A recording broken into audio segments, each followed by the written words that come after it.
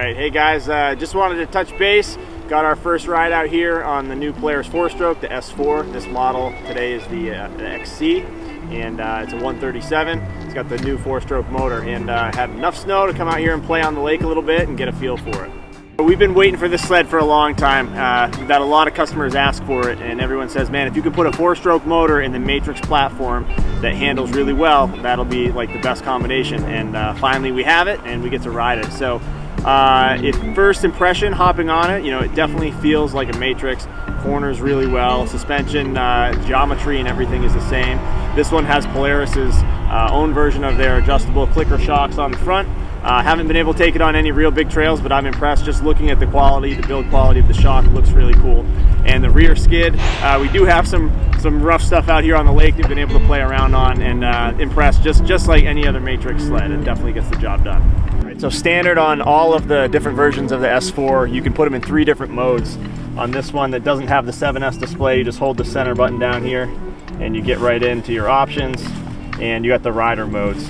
So here we have Sport, we've got Eco, and we've got Standard.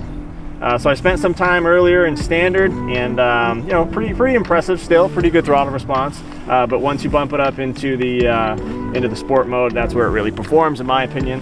And the other thing that's different from any other Matrix sled is the fly-by-wire throttle. And I've ridden many other sleds that have that, and I'm very impressed with Polaris's. There's really no delay. The throttle response, I mean, if I didn't tell you that it was fly-by-wire, you wouldn't even know, because the thing is punchy and it reacts right when you hit the throttle.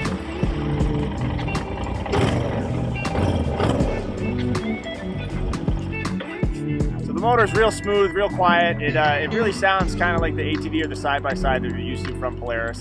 And it's because it's a purpose-built motor for the sled. It's a dry sump engine compared to like the side-by-sides. They got the engine a little bit shorter so they can keep the center of gravity really low, which you really notice on the trail, and it really helps it handle. I've had a lot of customers ask about top speed on this thing. Today, you know, it's a little bit warm out. The snow is super heavy, a lot of water under it between the ice. And, you know, I'm getting 60, 65 miles an hour. So might not win a drag race, you know, top speed. It's not your 100-mile-an-hour sled. But the throttle response and the torque all the way to its top speed is really impressive, and anyone could go have fun on this sled.